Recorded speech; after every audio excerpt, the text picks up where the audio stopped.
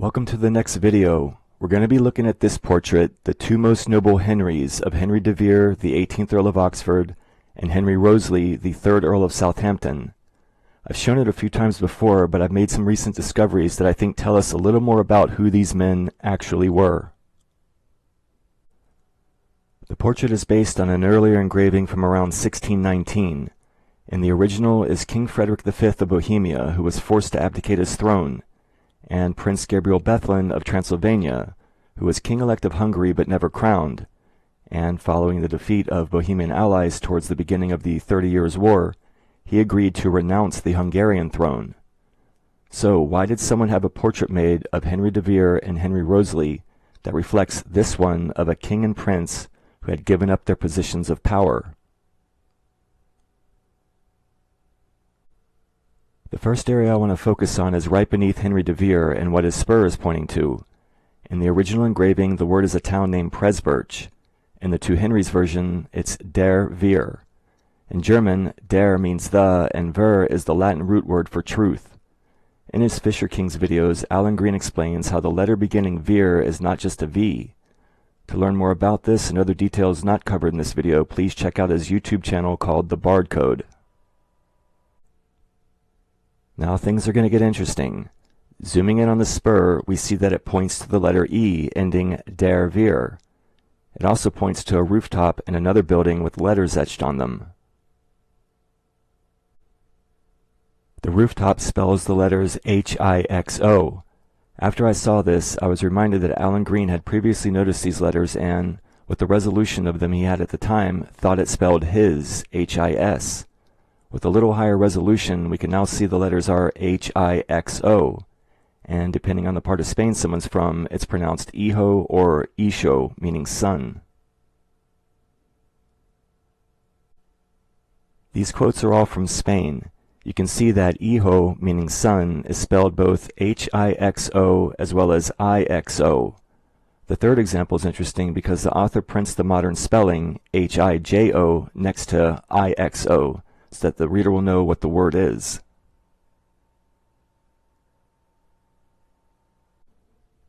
Looking closer at the word, highlighted in blue, there's another line etched on the inside of the X, making a 1. Also, the letter O has a line drawn down the middle, making an 8. Hijo, 18, translates to son 18. If you can't see it, pause the screen until you do.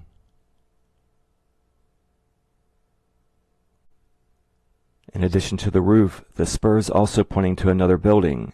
On it are the letters N-U-L-L, null, which means void of legal force, zero, and invalid.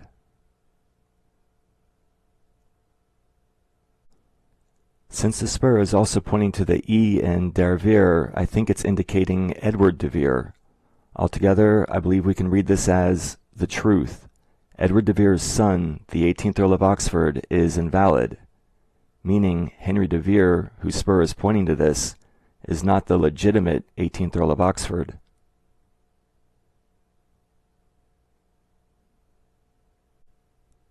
More about Henry de Vere is revealed in his coronet. Some time ago I found these letters. At first the letters appear to spell O-X-O-N, Oxon, an abbreviation for Oxonia, which is Latin for from Oxford. The thing is, there's more going on with the letters than that. Notice how the letters are offset and not centered in the front of the coronet. The first letter O is off to the left side with lines etched over it like it's covered in shadow, while the remaining letters are highlighted in the middle. This is so we focus on the letters that are centered and in the middle.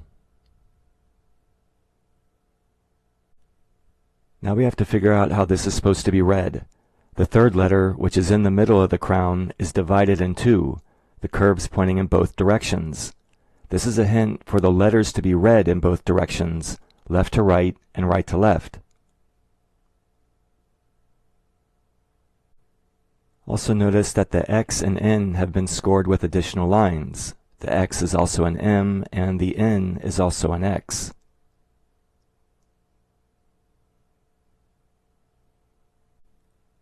Again, the letters are offset and not centered. The first letter is off to the side and shadow. When we focus on the letters that are centered, highlighted in the middle of the coronet, and read them left to right, then right to left, they spell M-O-N-N-O-M, mon nom, which is French for my name.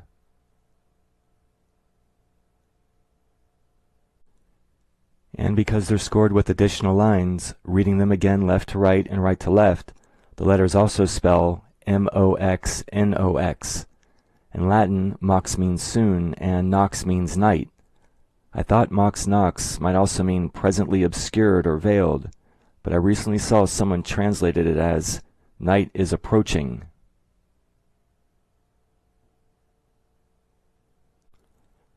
So the markings in Henry de Vere's coronet can be read as mox nox mon nom, which means night is approaching my name. In the Gospel of John, Jesus says, the night cometh, and some interpret this as an allusion to his death. Since Henry de Vere had no issue, the de Vere name would die with him. Is this what the coronet is saying? Alexander Waugh has a theory that Henry de Vere was the son of Henry Wriothesley. Maybe this can be read as mon nom mox nox, meaning my name is presently in the dark or veiled. If Waugh is correct, then Henry de Vere's name would be in the dark, obscured, or veiled. Either way, the de Vere name has ended.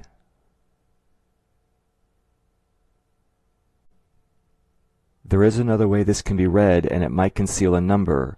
If we include that first letter in shadow, the letter O, and write out the words we found here by reading them left to right and right to left, there are 4 O's left over.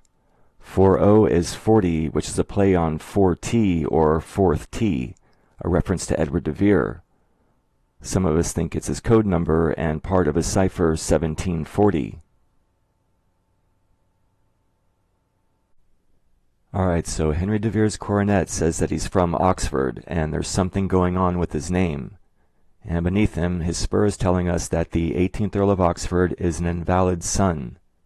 Now we're going to look at what's being said about Henry Wriothesley, and I think it's extraordinary. We're going to start at the top and work down, beginning with Wriothesley's banner that reads Un pas tout pas un, French for one for all for one. The first thing is, notice that the 2 letters beginning the word un have lines drawn over them, as if they're cast in shadow. In Latin, U and V are the same character, and in the banner, the letters drawn in the shape of a letter V. Edward de Vere sometimes signed his name double V, and here we have 2 V's in shadow. The gematria value of V's equal to 20, and 2 V's equal 40.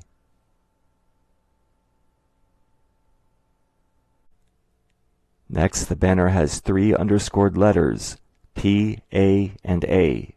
The gematria value of P is equal to 15. A is equal to 1, and the other A is also equal to 1. 15, 1, and 1 totals 17.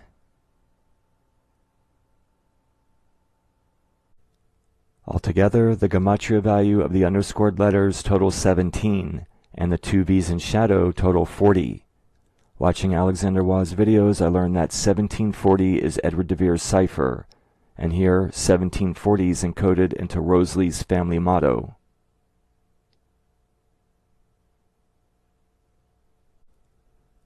Alright, now take a good look at both coronets and compare them. With Wriothesley's just above the band where the markings are, and between the first 2 spikes of the coronet, there's a word etched into the decoration. Henry de Vere's has nothing like that. The markings in Wriothesley's coronet are centered. Henry de Vere's are offset to the left. Also, behind Wriothesley's coronet is a banner with words. Henry de Vere's there isn't.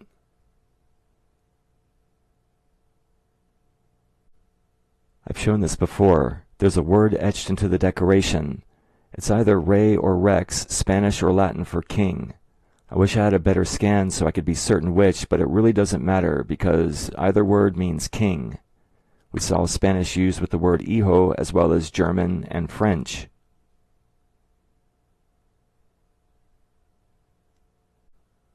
Here's another scan of the word. And here it is with some color added. Re or rex, the word is definitely there. It means king and is meant to be read with the number below.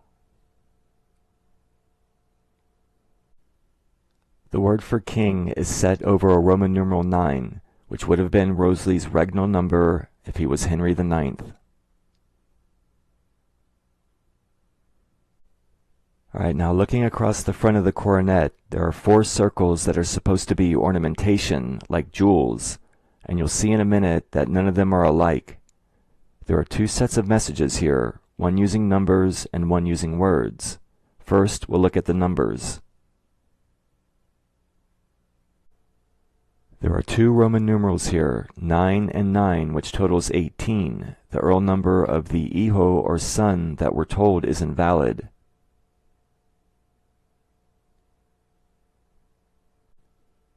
Alright, now just like with Henry de Vere's coronet, I knew the markings across the front of Wriothesley's were meant to be read.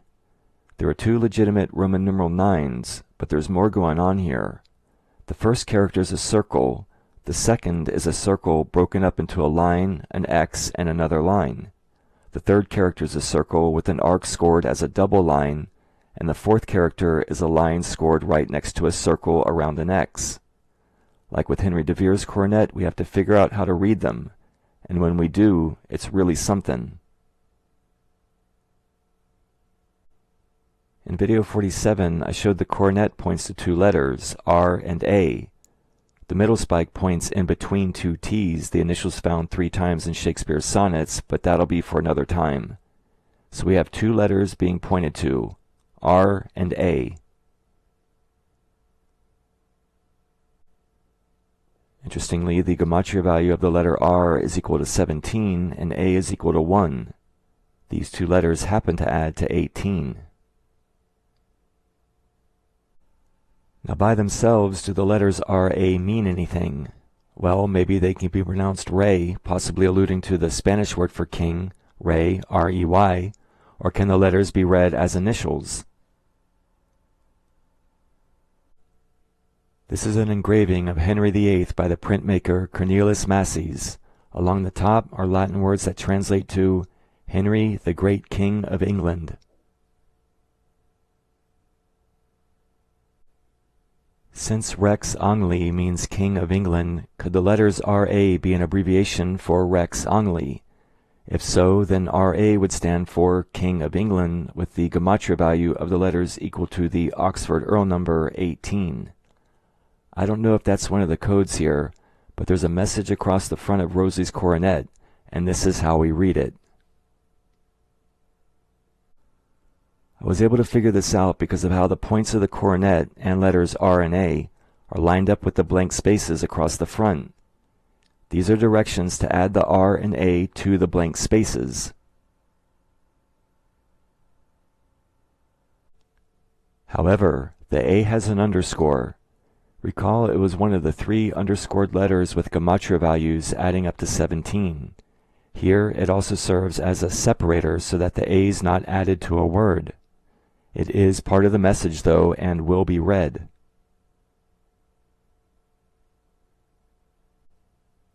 Now how we read this is, and I gotta say, I think it's brilliant. The message begins with the R and is read counterclockwise.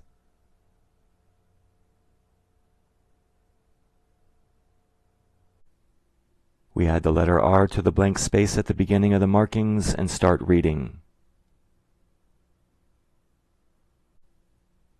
The first 3 letters are R-O-I, Roi, the French word for king. Next are these characters in the middle of the coronet. For some time I wonder why that round second character is scored with 2 lines. It's scored with 2 lines because it's 2 letters. If you look closely, you'll see there's a C and an O.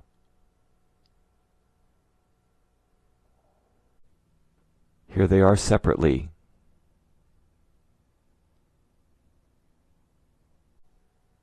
After Roi, the French word for king, we have the letters X-I-C-O, which I'm going to save for later because it's a surprise. That leaves the letters on the end. Looking closer at it, it's a line or letter I followed by an X surrounded by a circle or O.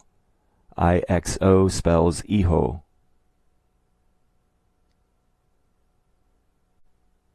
We saw earlier how Iho means sun and is spelled both HIXO and IXO.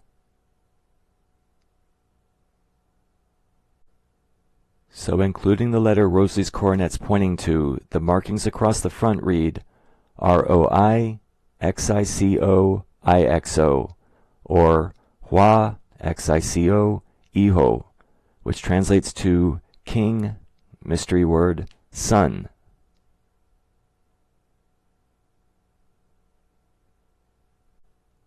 Following this, the coronet points to the underscored letter A.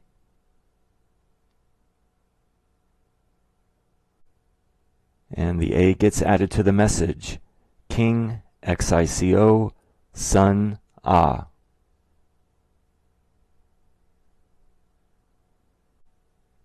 We began with the R going counterclockwise, read the markings across the front of the coronet, moved up to the A, and now we're at the last letters across the top.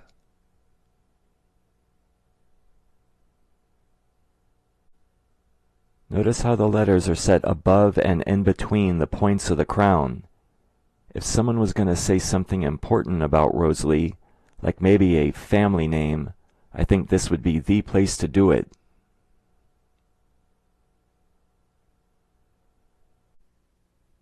These letters spell the French words tu followed by a letter P, which is also a Greek letter R or rho.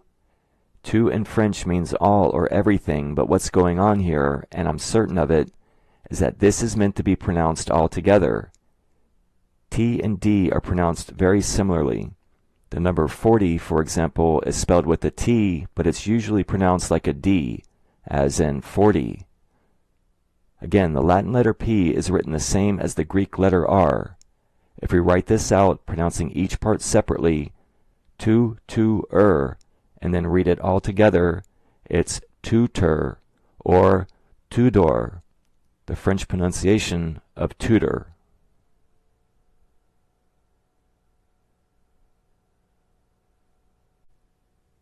Okay, so beginning with the R and reading everything in a counterclockwise circle,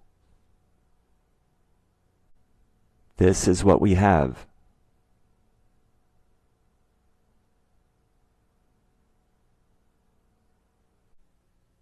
Here's everything in order like a sentence. It translates to King, XICO, Sun, Ah, Tudor. Now for the mystery word.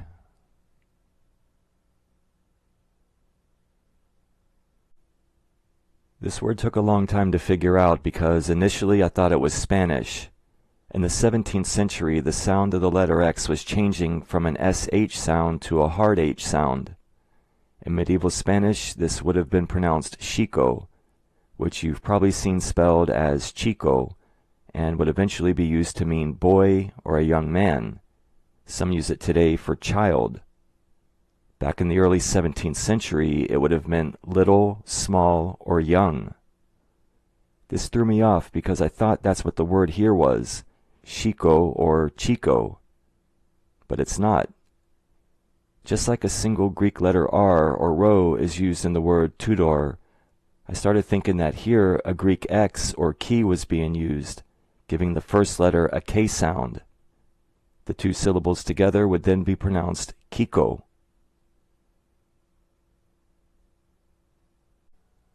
Now here's the thing. Henry Wriothesley's nickname was Harry, which was the name most English kings named Henry also went by. In Spanish, the name for Henry is Enrique, and just like how Harry is a nickname for Henry, Kiko is a nickname for Enrique, spelled Quico and Kiko. Since XICO can be pronounced Kiko, I thought it was spelling a Spanish nickname for Henry. The problem with this is, I don't know if diminutive names like Kiko were being used in the 17th century. It became really popular to shorten names like this in the 20th century, and I wasn't able to find Kiko being used during the time the portrait was made. If someone can tell me it was, please let me know. The good thing is, those letters Xico can also be pronounced another way. Recall that twice on the portrait the letter X is pronounced as an H with the word hijo.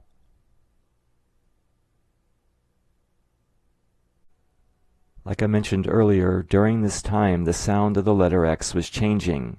In Spanish, like with the word hijo or Don Quixote, X was being pronounced with a hard H sound. Keep in mind though, this word isn't Spanish. It's a name, and it's only using the Spanish pronunciation of the letter X, the H sound, followed by the long sound of the letter I. The letters of the second syllable are CO pronounced co. Xico is pronounced Heiko. So what's Heiko? In German, the name for Henry is Heinrich. Like I explained before, Harry is another name used for Henry. In German, another name used for Heinrich is Heiko, spelled Heiko. I have found examples of it spelled Heico as early as the 1800s, but I don't know if anyone spelled it that way before then. Now I can't confirm whether or not Kiko was used as a nickname for Enrique in the 17th century, but the name Heiko has been around since at least the 13th century, and has a very interesting meaning. If you look up the meaning of the name Heiko, and not just on Wikipedia, it means master of the country, home ruler, home leader, or the powerful ruler over the country, which sounds like a king to me.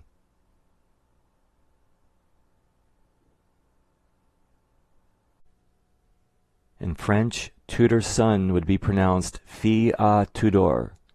When everything here is figured out, Roi Heiko Hijo à Tudor translates to King Henry Tudor's son. Just like Harry is another name for Henry, the artist is using another name for Henry in German.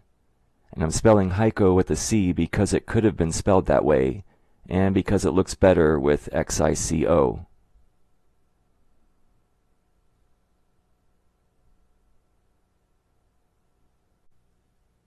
Looking at the image from the portrait again, here's everything translated.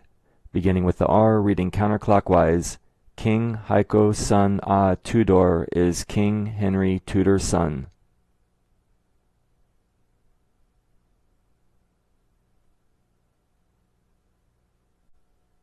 And in the middle of it all, whether it's Ray or Rex, there's the word for king set right over a Roman numeral 9.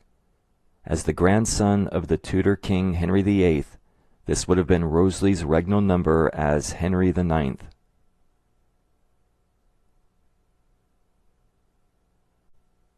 Notice how the first name, Heiko, or nickname for Henry, is set in the middle of the crown, and his last name, Tudor, is in the middle above it.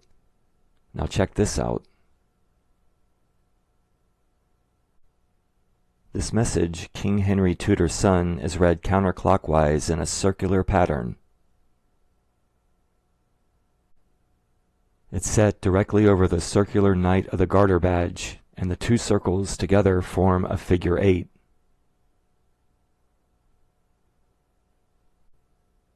Wriothesley's banner is his family motto, which reads, "One for all for one." With the emphasis of the banner on the number 1 and the circular Tudor son message and Knight of the Garter badge forming an 8, together they make an 18 in the shape of a T or cross.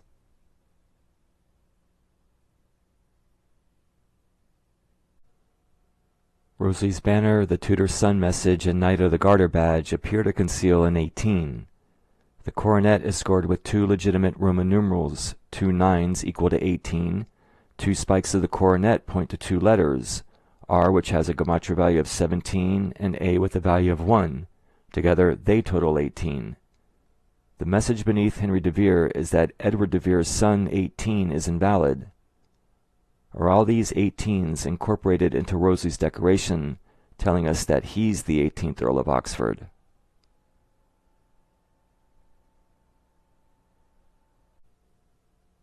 Something else that might be here is, if we add up all the letters in Wriothesley's banner, there are 20, and there are 20 letters in the Knight of the Garter badge around his coat of arms. Altogether, there are 40 letters. Chris Johnson, who posts videos under the name Nobody Oxfordian, believes that, following Egbert, the first sovereign of England, Edward de Vere would have been the 40th monarch. Kinda interesting, after finding 2 V's in shadow and underscored letters equal to 1740 in Wriothesley's banner. Looking under the Garter badge, there appears to be a number. It looks like a 4, but is it followed by a 1? I ask because if Edward de Vere really was the 40th monarch, then Wriothesley would have been the 41st. And this looks very close to a 41. Or is it a 4 followed by some other character? If you recognize what it is, please let me know.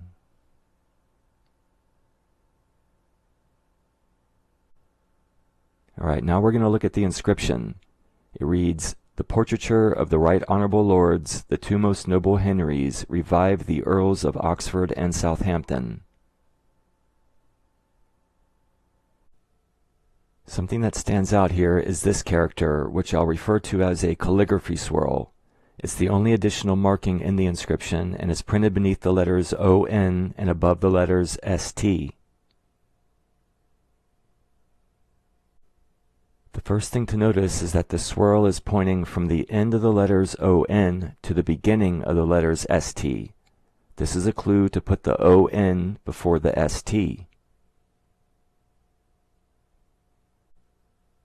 The swirl also points upward, turns over, and points downward.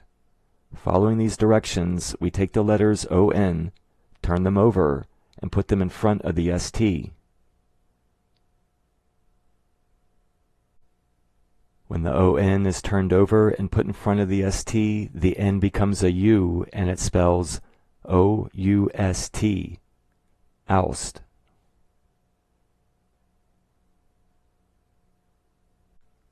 I've removed the rest of the text to make it easier to see. Directly beneath O-N-S-T, which ends up spelling O-U-S-T, are the letters E-D, spelling ousted, which means to force someone to leave a position of power. Beginning here and continuing with the remaining text, it reads, "Ousted, the Earls of Oxford and Southampton."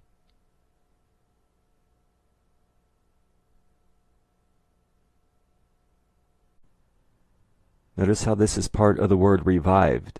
The inscription says that the portraiture revived the Earls of Oxford and Southampton. Henry de Vere and Wriothesley were ousted, and I think that when the portrait is understood, it revives or restores them to their rightful place.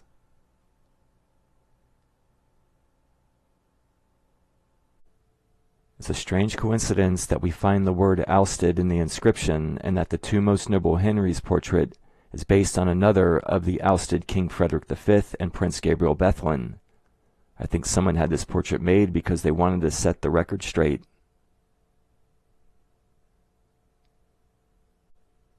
Something else that might be here is, in the L shape of a Mason square, the word Rex. With Oxford being the 17th word, this might be saying King Oxford 17. I don't know for certain that this is meant to be one of the codes here, but throughout the Shakespeare works and the 1611 King James Bible, I found many variations of this message. Sir King 17 Oxford, King 4T, King 17 4T, and so on.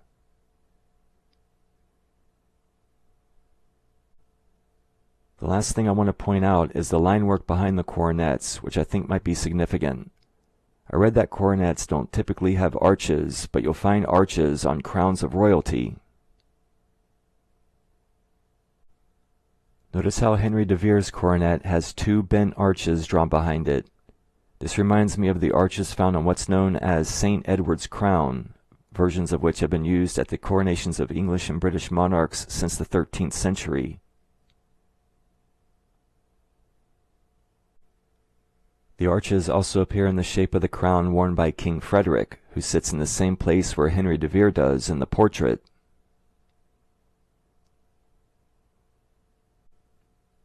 The line behind Wriothesley's coronet is different and stretches across from one side to the other. It more resembles the coronet of the British heir apparent, the Prince of Wales, which has a single arch extending to either side. I couldn't find out how long this design has been used, so maybe someone can tell me. Looking at Prince Gabriel's hat or crown, there's a single line making an arc from one side to the other, similar to the line behind Rosaly's coronet, and in the portrait Rosy sits where Prince Gabriel is. Are these lines behind Henry de Vere and Rosaly's coronets hinting at arches that are parts of the shapes of crowns, indicating that, like King Frederick and Prince Gabriel, the two most noble Henrys are royalty?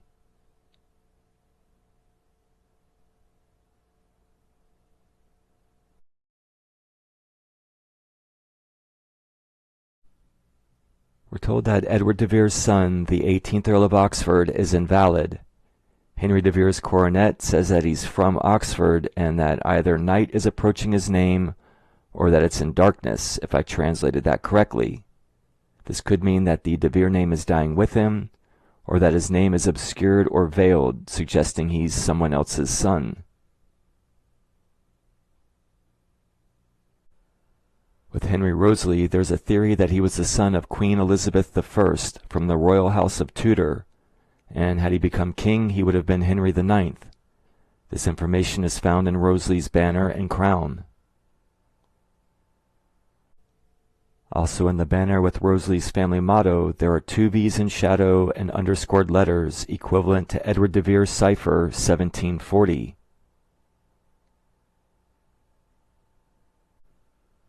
And there are possibly 3 allusions to the number 18 hidden in the decoration. Along with the 1740 in the banner, is this letting us know that Edward de Vere was the father and Wriothesley the 18th Earl of Oxford? I don't know, but I am certain that the artist hid the information that Wriothesley was a Tudor and a king in the letters of the banner and markings across the front of the crown, markings that are comprised of X's, I's, and O's. It's an ingenious, tightly crafted pattern that's read counterclockwise. The letters spell Hua, Heiko, Iho, A, Tudor. Heiko is another name used for Heinrich or Henry in German and means home ruler or powerful ruler over the country. When we understand how the letters are pronounced, they translate to King Henry Tudor's son. If someone tells me that Kiko was around for the name Enrique in the 17th century, that'll work because it's also a nickname for Henry.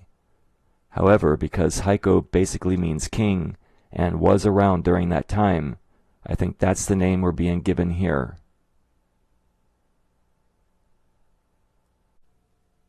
And at least twice we find words meaning king, possibly a third time if the letters the coronet's pointing to, R and A, can be pronounced Rey, Spanish for king, or if they stand for the initials Rex Angli, Latin for King of England. And one of those times, Rey or Rex, Spanish or Latin for king, is etched right over a Roman numeral 9, Wriothesley's regnal number as Henry IX.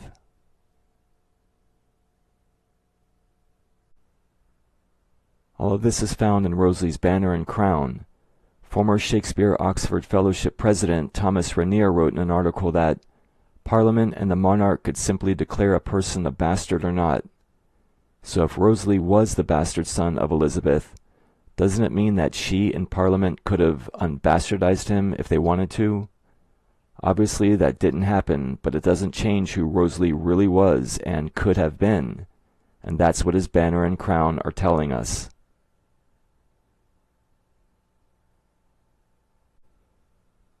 So who's responsible for the encoding? Well, I think they tell us 3 times. Recall the inscription. The gematria value of R's equal to 17 and T's equal to 19. Because Edward de Vere was the 17th Earl of Oxford, and, I believe, an important figure to the Rosicrucians, I think Oxford being word 17 out of 19 words is a hint at the initials RT. Looking at the crown and the King Henry Tudor's son message, you'll see it begins with an R and ends with a T, and they're right next to each other. The initials stand for Rosicrucians.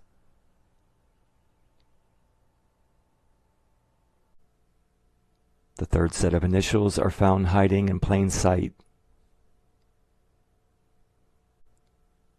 The decoration next to Henry de Vere, the bay leaves, banner, and riding crop form a letter R. And like I showed earlier, Wriothesley's banner, crown, arms, and Knight of the Garter badge form a cross or letter T.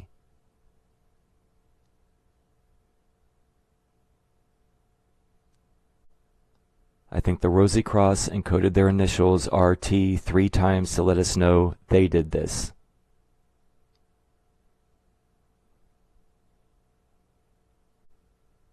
Because this portrait was based on one of two kings who were, to quote Alan Green, denied their full reign, the implication is that both Henry de Vere and Wriothesley were of royal descent.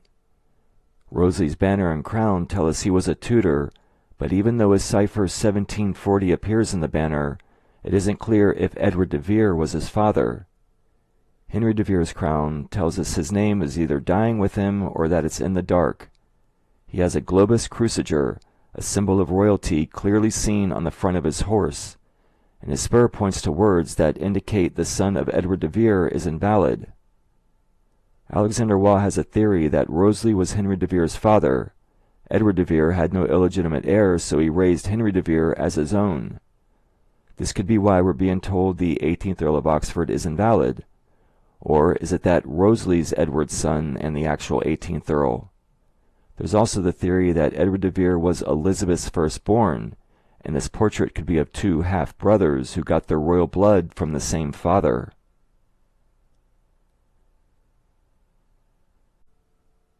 If that's true, it would mean there was an incestuous relationship between Edward and Elizabeth, which is something I'm not going to speculate on here. A film was made, if you haven't seen it, called Anonymous, where, spoiler alert, that information is revealed in a plot twist at the end. Whoever their father or fathers were, Henry Wriothesley and Henry de Vere were both royalty, and like King Frederick and Prince Gabriel Bethlen, they were forced to give up their positions of power, which is why this portrait is based on the earlier one of the ousted king and prince. Wriothesley's banner and crown is a brilliant example of a code, and I'm certain its message is King Henry, Tudor son. If you have any questions or suggestions, please leave a comment. I appreciate you taking the time to watch the video, and we'll have another one out when I can. If you enjoyed the video, please hit the like button, and feel free to pass the information on to anyone who might find it interesting. Thanks to Alexander Waugh, Alan Green, Chris Johnson, and the professor of Spanish literature, who shall remain nameless, who helped verify some of the words. And thank you for watching.